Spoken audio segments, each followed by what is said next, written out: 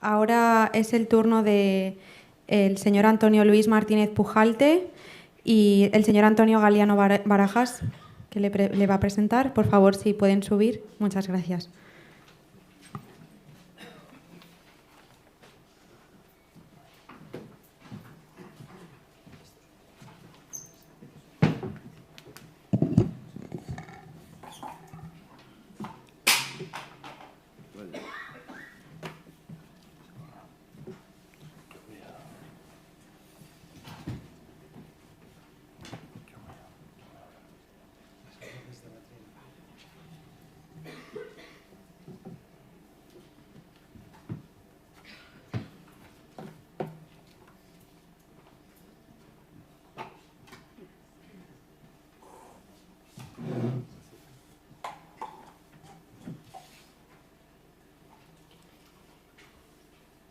Bien, pues continuamos con la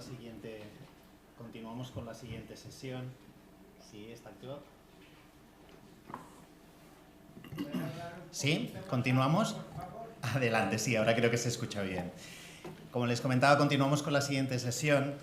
La sesión que a continuación nos va a impartir el profesor Antonio Luis Martínez Pujalte lleva por título lo que sería propiamente el impacto que tiene en el derecho español la observación general número 8 relativa al artículo 27 de la Convención Internacional de Derechos de las Personas con Discapacidad. Una observación que conocimos en el año 2022 y que nos lanza grandes retos, como ahora veremos a continuación a través de su intervención. Es difícil explicar toda la trayectoria, ¿no?, académica del profesor Martínez Pujalte, pero sí, si me permiten, voy a dar algún dato desde el punto de vista académico que nos permita un poco enmarcar sus 15 años ya prácticamente como investigador en el ámbito del derecho de la discapacidad. El doctor Pujalte es doctor en Derecho por la Universidad de Valencia y profesor titular en estos momentos de Filosofía del Derecho en la Universidad Miguel Hernández de Elche. Universidad y Facultad de Ciencias Sociales y Jurídicas, de la cual fue su decano entre el año 97 y el año 2000. Amplió estudios en diferentes universidades europeas, Múnich, Edimburgo, y su labor académica va más allá, digamos, de nuestro territorio. Cabe destacar las universidades de Navarra, Budapest, Austral, de Buenos Aires y también la Universidad en Perú. Ha prestado atención, como les comentaba, al ámbito del derecho de la discapacidad desde hace ya prácticamente 15 años. Ello le ha llevado a participar en las principales obras académicas sobre la disciplina que se han llevado a cabo en la mayoría alrededor de la Fundación Derecho y Discapacidad en diferentes ediciones jurídicas. En estos momentos, ya desde hace unos años, es patrono de la Fundación Derecho y Discapacidad, que como saben es una de las entidades organizadoras de este congreso, y a su vez también es el comisionado de congresos, artífice de este cuarto congreso que hoy es una realidad en Barcelona, pero que empezó en una primera edición en Elche, precisamente en su ciudad.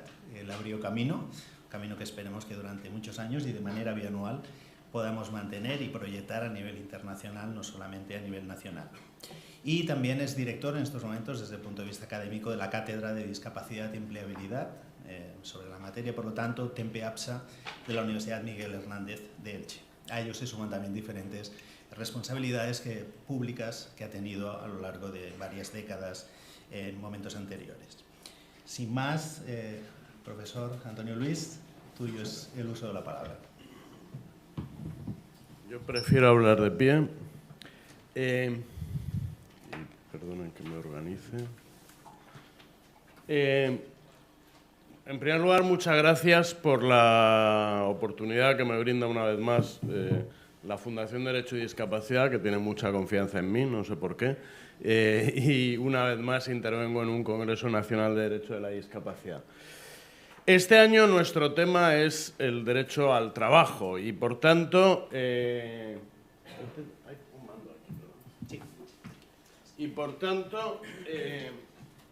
la referencia de la que ya se ha hablado en estas sesiones que me han precedido es el artículo 27 de la Convención sobre los Derechos de las Personas con Discapacidad, del que yo quiero además añadir que es un precepto que en cierto sentido forma parte de nuestro derecho constitucional, puesto que el artículo 10.2 de la Constitución española nos indica que los derechos fundamentales reconocidos por la Constitución deben interpretarse a la luz de los tratados internacionales sobre las mismas materias, lo cual quiere decir que el artículo 35 de la Constitución española, que reconoce el derecho al trabajo, como también se ha dicho ya aquí, debe completarse en lo que se refiere a las personas con discapacidad por las disposiciones del artículo 27 de la Convención. Y en ese sentido podríamos decir que de algún modo el artículo 27 de la Convención y los preceptos de la Convención que se refieren a derechos fundamentales que la Constitución española reconoce, de alguna manera se convierten en nuestro derecho constitucional. Yo voy a seguir, sobre el artículo 27 se ha publicado una observación general que interpreta este precepto del año pasado, y a esa observación general voy a hacer referencia, pero desde el punto de vista sistemático y para ordenar un poco las ideas, voy a seguir un estudio temático que publicó el Alto Comisionado de Naciones Unidas sobre los Derechos Humanos hace mucho más tiempo. Hubo un estudio temático sobre el trabajo y el empleo de las personas con discapacidad el 10 de diciembre de 2012 y en ese estudio temático el Alto Comisionado de Derechos Humanos de Naciones Unidas decía en su momento o clasificaba en su momento el contenido del artículo 27 de la Convención en 4 líneas fundamentales, que eran, por un lado, el derecho, reconoce este artículo 27, el derecho a acceder a un empleo en el mercado de trabajo abierto. En segundo lugar, otra de las líneas dominantes del artículo 27 sería la prohibición de discriminación. En tercer lugar, la accesibilidad del puesto de trabajo y los ajustes razonables. Y, por último, las medidas de acción positiva. Yo voy a seguir este orden sistemático. Obviamente, después tendremos una sesión de Amalia Gamio que va a comentar también la observación general. Yo no voy a hablar, que completará lo que yo diga, yo no voy a hablar, por supuesto, de todos los aspectos que esta observación general y que el artículo 27 recogen. Voy a limitarme a aquellos aspectos en los que me parece que puede haber un mayor impacto sobre el derecho español, que es lo que se me ha pedido. Y eso quiere decir que de esas 4 líneas fundamentales del artículo 27 que aparecen en la diapositiva, yo voy a hablar sobre todo de la primera y de la última. La segunda y la tercera las abordaré más rápidamente. En primer lugar, derecho a acceder a un empleo en el mercado de trabajo abierto, ¿no? Esta es una cuestión que me parece que este es el debate, me iba a atrever a decir de más enjundia jurídica del Congreso, no lo sé si del Congreso, pero desde luego uno de los de más enjundia jurídica, ¿no? Vamos a ver, la Convención sobre los Derechos de las Personas con Discapacidad en su artículo 27 dice que el derecho al trabajo de las personas con discapacidad incluye el derecho a tener la oportunidad de ganarse la vida mediante un trabajo libremente elegido o aceptado en un mercado y entorno laborales que sean abiertos, inclusivos y accesibles a las personas con discapacidad. Creo que esto es muy importante. Es decir, la Convención nos habla de que las personas con discapacidad tienen que trabajar en entornos laborales abiertos e inclusivos.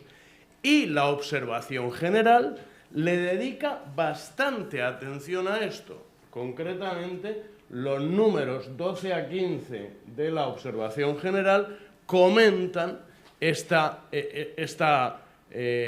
exigencia de la Convención de que las personas con discapacidad trabajen en entornos abiertos e inclusivos. La observación general recuerda, por ejemplo, jurisprudencia anterior del Comité de Derechos Económicos, Sociales y Culturales de Naciones Unidas, en la que se dice que el derecho de todas las personas a ganarse la vida mediante el trabajo que elijan no se realiza cuando la única oportunidad real abierta a las personas con discapacidad es trabajar en instalaciones segregadas. Las personas con discapacidad, se dijo en otro dictamen del Comité de Derechos Económicos, Sociales y Culturales de Naciones Unidas, las personas con discapacidad no deben ser segregadas en talleres protegidos. y termina diciendo la observación general, el número 12, los entornos de empleo segregados son incompatibles con el derecho al trabajo. Y luego aparece en el número 14 una serie de rasgos que identifican lo que el Comité sobre Derechos de las Personas con Discapacidad de Naciones Unidas llama empleo segregado. Volveré ahora sobre estos rasgos. Yo creo que todos ustedes saben a qué me estoy refiriendo. Es decir, me parece evidente que desde esta... yo creo que es evidente la clara orientación del Comité de Derechos de las Personas con Discapacidad de Naciones Unidas a que las personas con discapacidad trabajen en los mismos entornos y empresas en que trabajan todas las demás personas. Y sobre todo aparece en la observación general, en mi opinión, y yo creo que de forma plenamente coherente con el artículo 27 y con el conjunto de la Convención, una posición explícita frente a la segregación. Que si no admitimos en otros ámbitos, y yo, por ejemplo, he defendido el derecho a la educación inclusiva de las personas con discapacidad y, por lo tanto, yo soy de los que piensan que los colegios de educación especial deben de tener una fecha de finalización y de desaparición, debe haber un calendario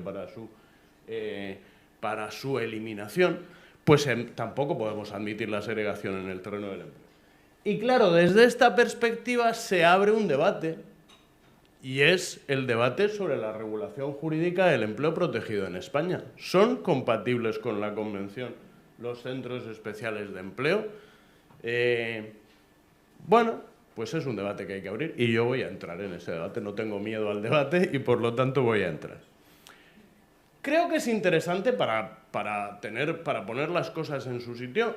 Una primera cuestión que me parece muy oportuno poner de relieve es que los centros especiales de empleo son un motor esencial de la creación de empleo para las personas con discapacidad en España.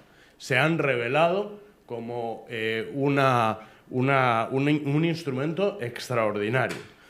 Según datos del Observatorio de Discapacidad y el Mercado de Trabajo de la Fundación 11 del año 2019, en ese año, según esos datos, estaban ocupados en centros especiales de empleo un total de 97.653 personas con discapacidad, lo que representa el 18,92% del total de trabajadores con discapacidad ocupados, que eran 516.000. Y además esta cifra ha crecido en los últimos años. Este porcentaje del 18,92% es superior al que había antes, no es que haya tenido un crecimiento brutal, pero ha ido creciendo.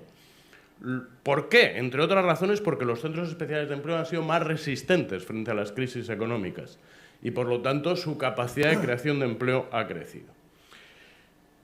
Con lo cual, yo creo que no deberíamos de prescindir de un instrumento que se ha revelado tan positivo. Pero tenemos que analizar si los centros especiales de empleo responden a esa exigencia de la Convención de ser entornos laborales abiertos e inclusivos. Y ese examen lo tenemos que hacer con arreglo a los criterios que indica el número 14 de la observación general. Y ahí aparecen, no voy a hacer referencia concretamente a cada uno de los criterios, pero hay algunos aspectos de los centros especiales de empleo en España que me parece que tenemos que valorar muy positivamente y que se diferencian netamente de lo que son otras instituciones de empleo protegido y otros talleres protegidos de los que habla la observación general de otros países. En primer lugar, los centros especiales de empleo están sujetos plenamente al derecho del trabajo. Y la relación jurídica que une a los trabajadores de un centro especial de empleo con su empresa, con el centro especial de empleo, es una relación de carácter laboral. Por mucho que sea, en la actualidad, una relación laboral de carácter especial, cosa que también pasa en otros ámbitos de nuestra legislación laboral. En segundo lugar, que esto también es un aspecto al que se refiere expresamente la observación general, los trabajadores de los centros especiales de empleo cuentan con la cobertura y las prestaciones de la seguridad social.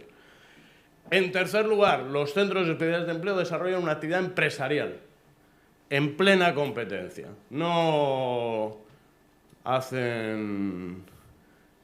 regalan artesanía, vamos, hacen una actividad profesional. Participan regularmente en las actividades de mercado ofreciendo bienes y servicios y además en una amplia variedad de sectores. Y cuarto lugar, otro aspecto que creo que es muy importante y que también debe ser destacado positivamente. Muchos de ellos han sido creados por las propias personas con discapacidad o por asociaciones del sector, especialmente los centros especiales de empleo e iniciativa social a los que alude el artículo 43.2 de la Ley General sobre los Derechos de las Personas con Discapacidad, y de hecho la propia observación general incluye una cláusula en la que dice que las empresas de empleo que son administradas y dirigidas por personas con discapacidad no pueden considerarse empleo segregado. Lo que pasa es que añade una cosa más. No pueden considerarse empleo segregado si brindan condiciones de trabajo justas y favorables en igualdad de condiciones con los demás. Hay otro aspecto que también me parece positivo y también es otra de las cuestiones que la observación general plantea como un requisito para que no sea empleo segregado, y es que no responden a un criterio médico rehabilitador, sino que ciertamente los centros especiales de empleo fomentan la inclusión.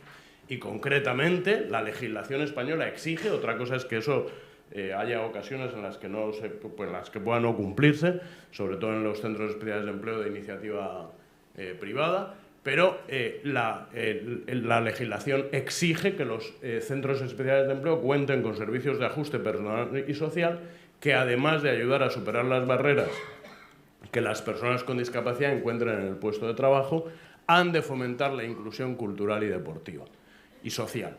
Por tanto, yo creo que hay aspectos de los centros especiales de empleo en los que claramente no responden no incurren en las notas negativas que plantea la observación general. Pero hay tres cuestiones que yo sí que plantearía en relación con otras tres exigencias de la observación general. Primero, dice la observación general que los centros especiales de empleo no pueden ser, los talleres protegidos, no pueden ser segregadores. ¿Los centros especiales de empleo en España son segregadores? En principio no, porque trabajan en ellos personas con discapacidad y sin discapacidad. Pero pueden llegar a serlo. Hay centros especiales de empleo en España en los que casi el 99% de los trabajadores son trabajadores con discapacidad.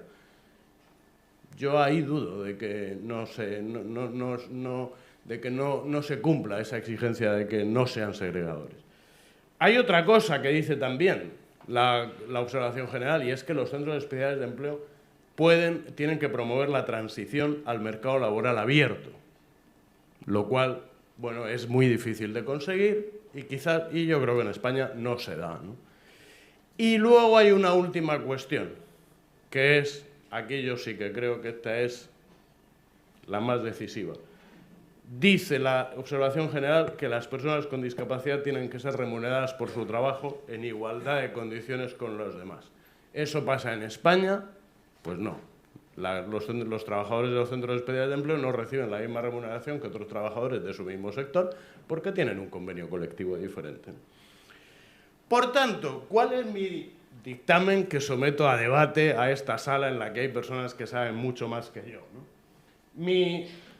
Mi respuesta a la pregunta de si los centros especiales de empleo, tal y como están regulados jurídicamente en España, son compatibles con la Convención y con la observación general número 8, es afirmativa. Yo creo que sí que son compatibles por las razones que he expuesto. Pero también creo que su regulación normativa exige algunas modificaciones. Y concretamente yo, como soy muy atrevido, me voy a atrever a plantear 4 propuestas de reforma. En primer lugar, creo que tiene que reforzarse la exigencia de que los centros especiales de empleo sean cauces de tránsito hacia el empleo ordinario. Es una exigencia que ya aparece en la legislación, está en el artículo 42.1 de la Ley General sobre los Derechos de las Personas con Discapacidad, pero se cumple difícilmente. Yo no sé si sería positivo, por ejemplo, que se requiriera que los centros especiales de empleo informen periódicamente a la autoridad laboral acerca del número de trabajadores con discapacidad del centro especial de empleo que han logrado posteriormente un puesto de trabajo en empresas ordinarias, lo cual por lo menos nos permitiría tener un control de si esa exigencia se cumple. Y otra cuestión mucho más importante, yo creo que habría que requerir en una futura regulación jurídica que al menos un cierto porcentaje de los trabajadores de los centros especiales de empleo sean trabajadores con discapacidad con especiales dificultades de acceso al mercado ordinario de trabajo, lo que incentivaría la transición al empleo ordinario de las personas que tienen mayores posibilidades de acceder a él.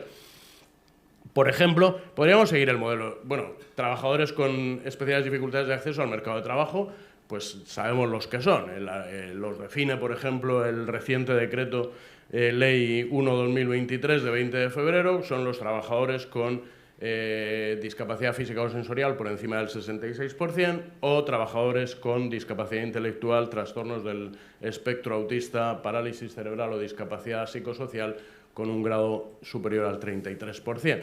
Bueno, pues igual que quizás en los enclaves laborales existe la norma de que al menos la mitad de los trabajadores de los enclaves laborales tienen que ser trabajadores con especiales dificultades de acceso al mercado ordinario de trabajo.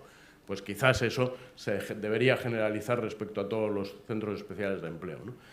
En segundo lugar, por lo tanto, primera exigencia, que sean realmente cauces de tránsito hacia el empleo ordinario, y planteo estas sugerencias, ¿no? En segundo lugar, para garantizar que los centros especiales de empleo no constituyan entornos de trabajo segregados, sino inclusivos, yo creo que habría que rebajar el porcentaje mínimo de personas con discapacidad en la plantilla, es decir, si hoy la plantilla de los centros especiales de empleo tiene que tener al menos un 70% de trabajadores con discapacidad, quizás sería bueno bajar esa cifra, por ejemplo, al 50%. Y lo que quizás es todavía más importante, yo creo que habría que establecer un porcentaje máximo de trabajadores con discapacidad en el centro especial de empleo, que probablemente no debería estar por encima del 80%.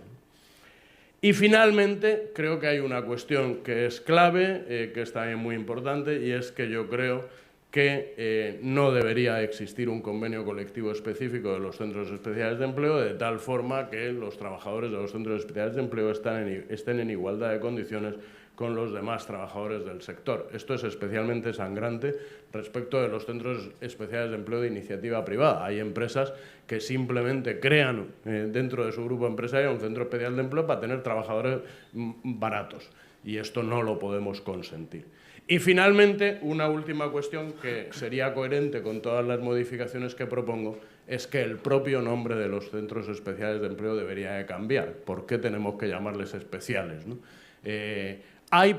Yo alguna vez vi alguna propuesta normativa que no sé quién hizo y que no sé en qué cajón está, pero hubo alguna propuesta normativa en la que se le daba a los centros especiales de empleo un nombre que a mí me gustó mucho, que es el nombre de empresas de trabajo inclusivo. Pues yo creo que por ese camino habría que ir, pero para que sean realmente inclusivos creo que hay que cumplir con el resto de ideas, con el resto de sugerencias que he hecho, que son algunas propuestas para la discusión. Si alguno de ustedes no está de acuerdo, por favor, estaría encantado en que después tuviésemos una cierta discusión y así se anime la jornada, ¿no?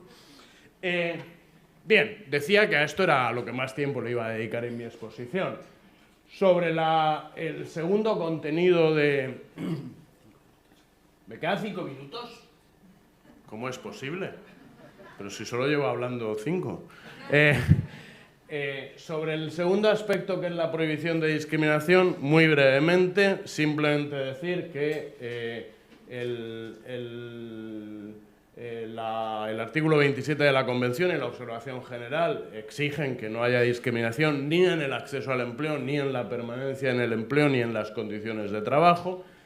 Yo creo que eso está muy bien regulado. Este principio de no discriminación por razón de discapacidad se encuentra plenamente acogido en nuestro derecho. Lo regula el artículo 35 de la Ley General sobre los Derechos de las Personas con Discapacidad, y en lo que se refiere al aspecto sancionador, el artículo 8.12 de la Ley de Infracciones y Sanciones en el Orden Social. Y solo quiero hacer en este aspecto una breve crítica a un precepto del Estatuto de los Trabajadores, que es el artículo 4.2c del Estatuto de los Trabajadores, que dice que los trabajadores no podrán ser discriminados por razón de discapacidad siempre que se hallasen en condiciones de aptitud para desempeñar el trabajo o empleo de que se trate. No voy a entrar a fondo en esta cuestión porque yo creo que es más terminológica que otra cosa, pero desde luego la redacción de este precepto es muy desafortunada porque parece dar a entender que si una persona no tiene aptitud para un puesto de trabajo se le puede discriminar. Y evidentemente eso no cabe y no es coherente ni con la Constitución ni con la Convención. Entonces me parece que desde el punto de vista de la prohibición de discriminación este aspecto hay que modificarlo. Sobre la accesibilidad en el puesto de trabajo y los ajustes razonables, bueno, creo que es un tema que ya ha salido aquí. Accesibilidad al puesto de trabajo significa que una persona con cualquier discapacidad pueda desarrollar su prestación laboral en las mismas condiciones que una persona sin discapacidad, y cuando esa accesibilidad no se puede garantizar con carácter general por razones técnicas o porque no es posible, entre otras razones por las diferencias que existen entre las personas, pues entran en juego los ajustes razonables. Y yo creo que es muy importante una cosa que ha dicho antes Josefa Torres, que es que tenemos que tener una noción amplia de ajustes razonables. Los ajustes razonables, esta clasificación la tomo de una autora, la profesora Cordero, que tiene un libro sobre igualdad y no discriminación, que habla de 4 categorías de ajustes razonables, que son las modificaciones en el entorno, la provisión de apoyos, que pueden ser materiales o personales, la reestructuración del tiempo de trabajo e incluso la asignación de otro puesto de trabajo al trabajador con discapacidad. Saben, ha habido 2 sentencias importantes, entre otras muchas, pero yo no puedo entrar en comentarlas porque no tengo tiempo, pero sí que quiero al menos citar 2 sentencias muy importantes sobre ajustes razonables, que son la sentencia del Tribunal Constitucional de 15 de marzo del 21 y la sentencia del 22 de febrero del 18 del Tribunal Supremo Español. Si alguien luego pregunta, pues puedo, si alguien luego tiene alguna, quiere que las comentemos, incluso en el pasillo puedo hacerlo, pero no me da tiempo, ¿no? Y porque sí que quiero dedicar al menos un minuto a el último aspecto, que es el de las medidas de acción positiva, ¿no? La observación general le dedica a los números 40 y 41 a comentar las medidas de acción positiva. No tiene una opinión muy buena sobre las cuotas, pero tampoco las descarta, ¿no? Dice que son por sí solas insuficientes y que pueden producir, a lo mejor en algunos casos, una cierta estigmatización de las personas con discapacidad, pero bueno, tampoco las descarta. Luego hay otro aspecto que son las medidas de contratación pública, que son muy importantes, y también habla de que haya fondos específicos, subvenciones, bonificaciones en las cuotas de seguridad social y deducciones fiscales. Ahora, la gran pregunta es, dice la observación general literalmente que las medidas de acción positiva deben de tener un enfoque holístico y deben estar encaminadas a incrementar la participación de las personas con discapacidad en el mercado de trabajo. Y claro, yo creo que esa es la gran pregunta. ¿Las cuotas, las medidas de acción positiva en España están sirviendo de algo? Es decir, que después de 40 años o más de medidas de acción positiva en favor de las personas con discapacidad, sigamos teniendo una brecha de 40 puntos entre el empleo de las personas con y sin discapacidad, que es bastante superior a la media europea, porque la media europea se sitúa en 24 puntos, ¿no querrá decir que estamos haciendo algo mal? Pues yo creo que sí. Y yo creo que hay que se ha hablado, ¿no? Un nuevo marco laboral. Hay que revisar el marco laboral y hay que revisar especialmente las medidas de acción positiva. ¿Qué es lo que hay que revisar? Pues tampoco tengo tiempo de comentarlo. Pero me parece que fundamentalmente, desde mi punto de vista, el instrumento más útil para mejorar la participación de las personas con discapacidad en el mercado de trabajo es la cuota de reserva, y la cuota de reserva en España es muy baja en comparación con los países de nuestro entorno y además se aplica de forma muy deficiente, entre otras cosas por criterios técnicos de la Inspección de Trabajo que hacen que desnaturalizan la propia norma que regula la cuota de reserva, ¿no? Y yo creo que eso hay que modificarlo, y también creo que otro aspecto en el que habría que trabajar es mejorar las subvenciones dedicadas específicamente a la realización de ajustes razonables, ¿no? Lo que facilitaría también la inserción laboral.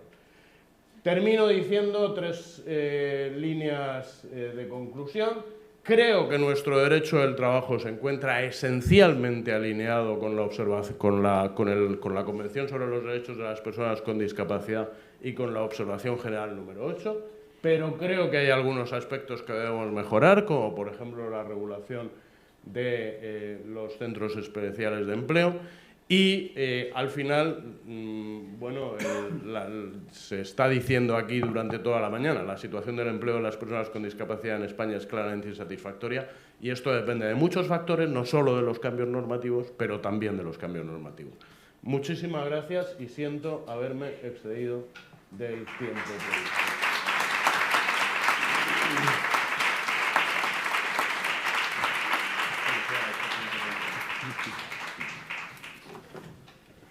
Bueno, pues lo mismo que en las otras mesas. Si hay alguna pregunta en sala, veo 2 manos.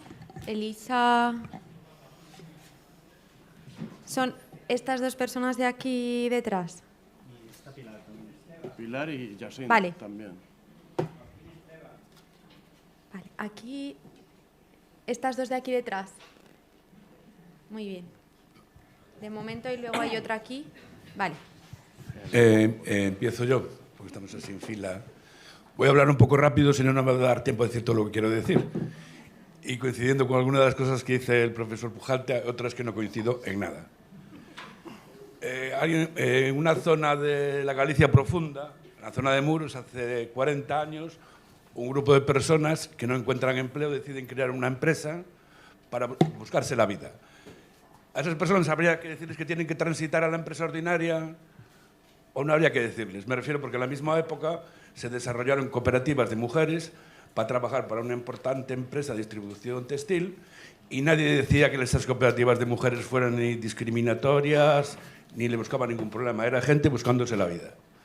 Otra cosa bien distinta, que no coincido con lo que nos dice la observación, no es que cualquier persona con discapacidad cree una empresa y como jefe contrate a otras personas con discapacidad, sino que sean las propias personas con discapacidad o sus empresas representativas las que promuevan el emprendimiento colectivo y sean todos jefes o sean todos propietarios de la empresa.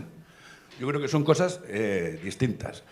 Y como no tengo que repartir, a ver, estamos hablando del desarrollo del concepto de discapacidad, desde el asistencial, médico, rehabilitador y de derechos. Quedarse que los grupos de mayores dificultades de empleabilidad son por razones médico-rehabilitadoras, es decir, por el tipo y grado de discapacidad, es irnos para atrás. Pepa hablaba del cambio social de la imagen de la discapacidad, a veces parece que se nos olvida. Y si hay tiempo, después hago más réplicas. ¿Contesto? ¿Contesto a todo o al final? Ana ¿Contesto a cada pregunta? Sí, bueno, vamos a ver. Yo estoy abierto, por supuesto, abierto al debate y abierto a la posibilidad de cambiar mi propia posición, ¿no? A mí me parece, o sea, yo creo que la segregación no es buena y es contraria a los derechos humanos.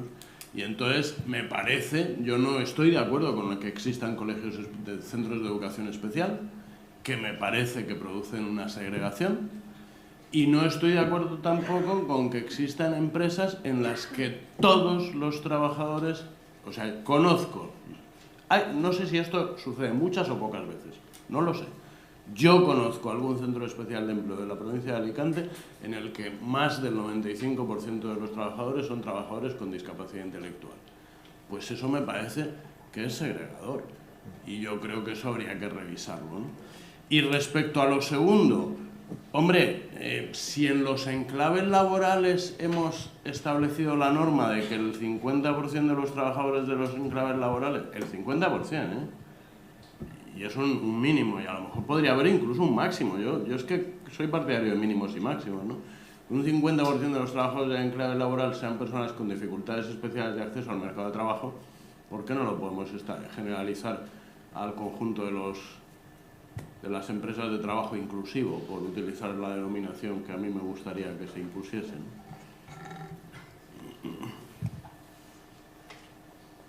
¿Al lugar a...?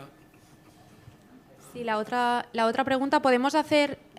estaba el señor de delante y luego hay una pregunta aquí, a primera fila. Podemos hacer estas dos porque no hay más preguntas virtuales y lo tendríamos que dejar aquí, ¿vale? Tenemos tiempo para 2 preguntas más. Muchas gracias, que conste que voy a intervenir porque antes Antonio me pidió que lo hiciese para caldear el ambiente, pero creo que se ha caldeado sin necesidad de mi intervención, o sea que no hace falta que lo hiciese. Un pequeño disclaimer, porque soy presidente de FEACEN, la patronal de los centros de empleo de iniciativa social, por lo tanto quiero que sepáis con las cartas encima de la mesa. Yo creo, Antonio, una cosa, y lo hemos comentado, la observación general habla a todo el mundo, no habla a España, y a veces pensamos que está hablando de los centros de empleo, está hablando del empleo protegido, y muchas veces creemos que nos mira a nosotros y que nos está hablando a nosotros, y nos pasó en la génesis de la observación general. Creo que tenemos que separarnos un poquitín de nuestra realidad y leer la observación general como lo que es, cómo va a interpretar el comité de ahora en adelante el artículo y cómo lo interpretaba previamente. Y si queremos hablar de qué opinaba el Comité de España, hace muy poco el Comité vio a España y lo que dijo es que se hacía poca reserva de contrato en favor de los CEIs. Es lo último que hay formalmente del Comité sobre los CEIs en España, que se hacía poco uso de la reserva de contratos. Eso es lo que dijo el Comité de España, mirándonos a los ojos a nosotros, y no como la sección general que mira a todo el mundo. Hay muchas cosas, Antonio, que sabes que compartimos, porque está, digamos, en el ambiente. El cambio del nombre, hay muchos aspectos que son importantes, ¿no? Pero permíteme solo un par de puntualizaciones. La primera respecto a la igualdad retributiva, y hablabas del convenio colectivo.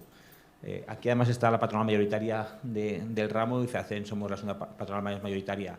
El convenio ya hace lo que tú decías, que el centro privado no aplique este convenio y tenga que aplicar el convenio del sector. Eso ya está en lo actualmente firmado. El problema es un problema aplicativo, que no se hace por los centros privados esta remisión a las tablas del sector. Y hay jurisprudencia constante del Supremo y jurisprudencia menor que dice que es una previsión totalmente legal. Y otro elemento más material.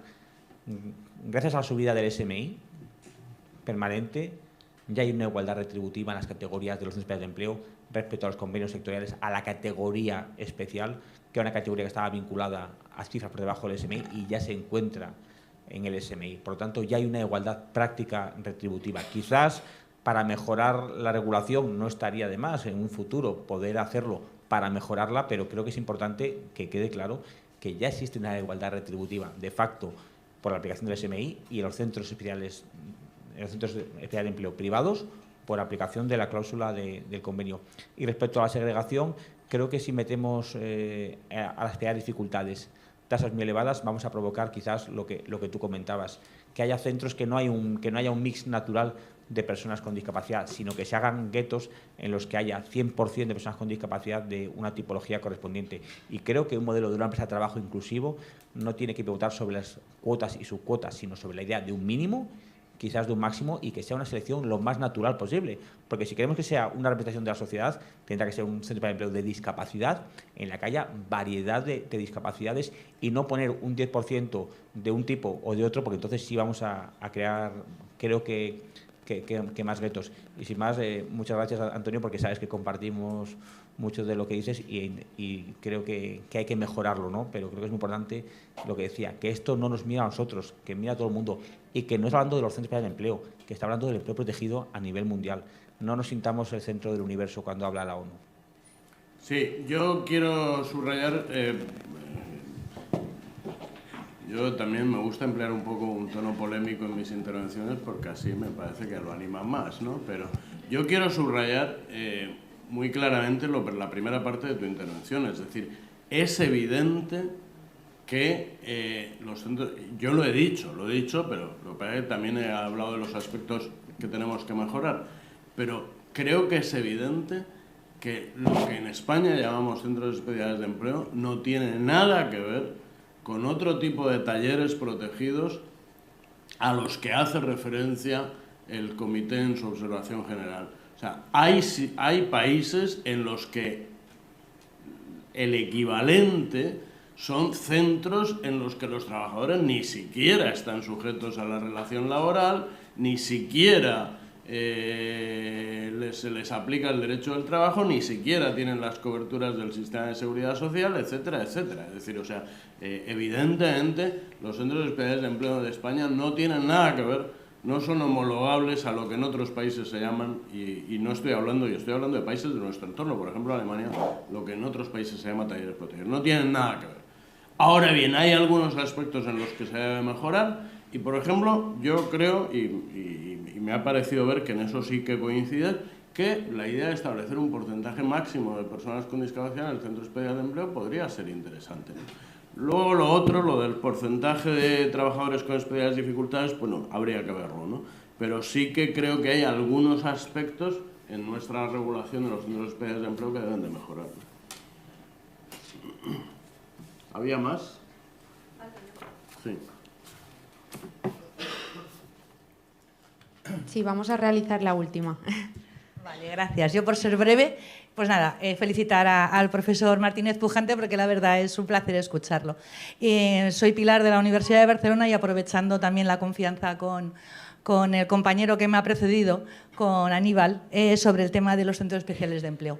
Desde la literatura y desde la teoría de la sociología de la discapacidad, los centros especiales de empleo no están concebidos como un modelo inclusivo, porque va en contra de la teoría que emana la Convención. Esto es así de raso y coincido 100% con el profesor. También es cierto, que es lo que dice Aníbal, que no es todo el espectro de la Convención. El informe mundial no se centra solo en España. Lo que coincido es con el cambio de nombre. O sea, yo estoy convencida también, y alguna diferencias me he llevado con algunos colegas. Primero, con los centros de educación especial no son centros de educación especial, son centros especializados, porque esos chicos y chicas, esos niños y niñas que van a esos centros educativos no van a estudiar. Decimos que van a estudiar porque nuestra Constitución dice que la educación es obligatoria hasta los 16 años y nos empeñamos en decir que aquello es un centro educativo.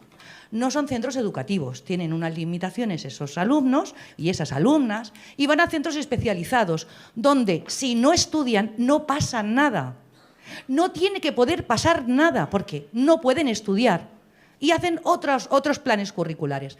Con el centro de empleo tampoco son centros especiales de empleo porque lo especial no cumple con la Convención. Por lo tanto, cambiemos el nombre. Porque esto sí que puede ser objeto de debate y de conclusiones. Porque si defendemos los centros especiales de empleo al uso, no cumplimos con la Convención ni con el espíritu del paradigma de derechos humanos. A partir de ahí coincido en todas las observaciones y creo que falta una, que es la escala, donde las personas con discapacidad dentro de los centros especiales de empleo, no llamados centros especiales de empleo, puedan promocionar dentro de los propios centros especiales de empleo. ¿Por qué? Porque normalmente las personas que no tienen discapacidad son los que ocupan los altos cargos, las altas responsabilidades, y las personas con discapacidad son la mano de obra.